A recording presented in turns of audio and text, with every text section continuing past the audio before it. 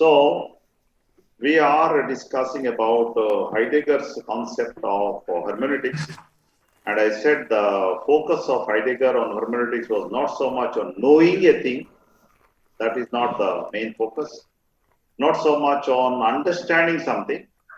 It's finally, fundamentally, and at the core, at the base, it is to understand the self, the being.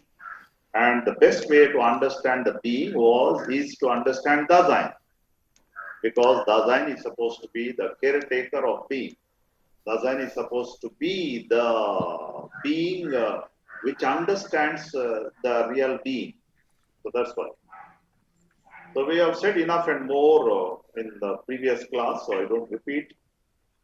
Another dimension of very significant dimension in the question of hermeneutics of Martin Heidegger is that he says that understanding involves a pre-understanding, and it is very true, also suggested by others.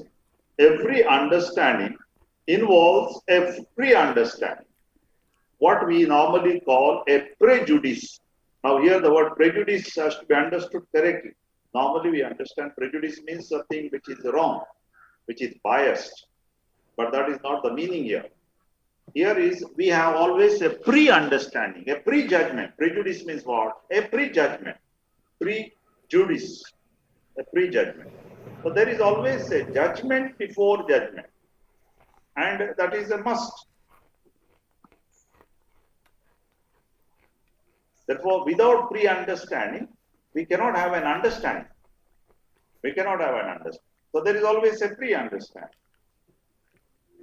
This pre-understanding takes in three forms. You have it on your notes, page number 42 in my book here, maybe 43, I don't know, wherever. So interpretation should not be reduced to theory of knowledge. That is the fourth paragraph. If somebody has the notes there, you can just open the notes and see. Interpretation should not be reduced to a theory of knowledge, but must be seen as an explication, a development of understanding, an unraveling. In the understanding, for Heidegger, there is a pre-understanding. So this pre-understanding takes in three forms: forehaving, foresight, foreconception. Fore is F-O-R-E. Forehaving, foresight, 43 page number. Foreconception. Fore is F-O-R-E, and fore means here before. That's the fore, before. So pre-understanding involves three things. What are the things? Forehaving. So before understanding, we already know that there is something. Now there is an object in front of me. So what is this object? That object is a table. But there is something there. I can't make a statement about it. Nothing was there. There is something already there. Forehaving. Something is there. Foresight. Foresight. Something we see in advance. So, in order to see an object, I already have a light here. I already have an open space here.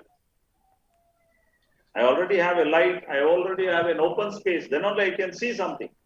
Foresight. I just give you concrete example. Then foreconception. I have a preconception before I saw. For example, I say there is a table in front of me. I don't know what it is. I don't know it's a table. Of course, now I know that it's a table. But even before knowing what a table is, I can touch that object and say it is very hard. So before declaring something as a table, I already know that it's a hard object. It's a hard object. I know that by touching it, I know that it has a surface, soft surface. It has a soft surface. I know that it has a soft surface. So these are already taken for granted. We take these things for granted. So before understanding, there is always the need of an understanding, prior understanding. Suppose there is a person in front of me. There is a person who is in front of me. I don't know who that person is. I don't know whether he's an Indian, I don't know whether it is an African. I don't know whether it's from which part of the world.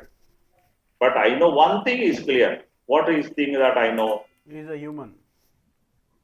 He is a human. Who will tell me? Who will tell me? He is a human being. He is a human being. That he is a human being. That also is a foreconception I have. That somebody need not give me a class on that. You understand? Somebody need not be give me a class on that. I know it already. So there is a pre-understanding. The rest of the thing, whether he's an Indian or an African, is an American, whether that I can judge maybe through his color, through his accent, through his asking. So that all comes afterwards. But there is a pre-understanding. There's a pre-understanding.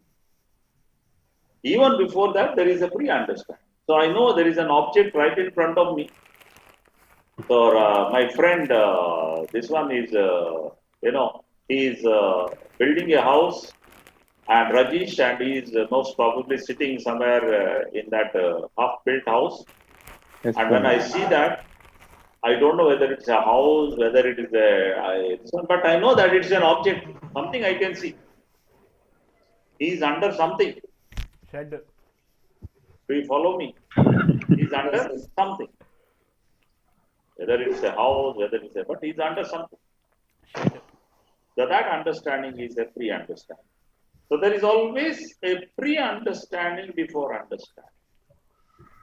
That is called a prejudice, pre-judgment. So I already make a judgment before I make another judgment after that. There is a pre-judgment. That's why the word coming from prejudice, and therefore normally we use that word prejudice in a wrong sense. I mean, we understand it always from a negative sense. We say, no, he is prejudiced against me. That means what? He has a prejudgment about me. The bishop is prejudiced against me. The rector is prejudiced against me. Or my parish priest is prejudiced against me. What does it mean? That means we say that he is judging me without knowing who I am really. He is judging me who I am really. So prejudice. But there is always a prejudice. Without prejudice, nothing happens. But here the word prejudice is not considered negatively by Heidegger. So there is always a prejudice. Without a prejudgment, we cannot make a judgment at all. So that is very important. Did you follow me what I am trying to talk about Heidegger, about prejudice or prejudgment? Yes. Yes, You Father. follow or you do not follow? Yes, Father. We follow. We follow. Follow. So without prejudice, there cannot be an understanding. A pre-understanding, a prejudgment is a requirement in the understanding. So this prejudgment is a part of the understanding. That is also spoken later on by the other famous philosopher called Gadamer. He also speaks about the pre-understanding before understanding, which is a requirement. The next aspect in Martin Heidegger is the question of language in understanding or interpretation. The question of language. Now, language, earlier we have seen, he calls language as the house of being. Being lives in language. Being lives in language. Language is the house of being. Being lives in language. What does it mean, and what is the meaning of all this? What is the concept of language? We have seen earlier also. The concept of language for Martin Heidegger is the language is not just the spoken word that we have. That's certainly a language. Language is not just written words. That also is language. But as is the case with Martin Heidegger, for him, language is not just the spoken words. Language is not just the written words. Language is the entire way of communication. Language is any sort of communication. any sort of my communication is called language for Heidegger. Therefore, the very fact that I exist, I communicate. Communication can be done in various ways. One is through words, one is through silence, one is through gesture, through music, through art. Any type of communication is language. So the very fact that there is a being communicates. It communicates. So you keep that in mind. The concept of language, according to Heidegger, is not just a minimalistic approach of understanding language. He is talking about the very core. The Dasein is language. Being lives. Language is the temple of Dasein, being, or the house. It lives in language. Meaning to say that the very fact that there is a being, that being communicates. That being communicates. So any communication is nothing but an interpretation. Communication is nothing but an interpretation. And one of the very strong forms of communication is, of course, the language, the semantics, the grammar, the words, expressions. These are part of a language. They are a small part of a language. Language is much more than this. Language is much more than this. So the language reveals the essence of being, he says. Meaning to say that if being exists, it has to show itself. And how does being show itself? Through language. And which language? Any sort of language. It communicates. And according to Heidegger, one of the best languages to communicate is the language of poetry. We have seen that earlier. Poetry. Poetry is one of the most beautiful ways of communication, according to Heidegger. Also, he speaks about the mystical experiences, another beautiful language. Silence, music, they're all great, great ways of communication. Significant ways of communication. So, communication, being exists to communicate. And any communication has to be interpreted. Am I making things clear? Yes, Father.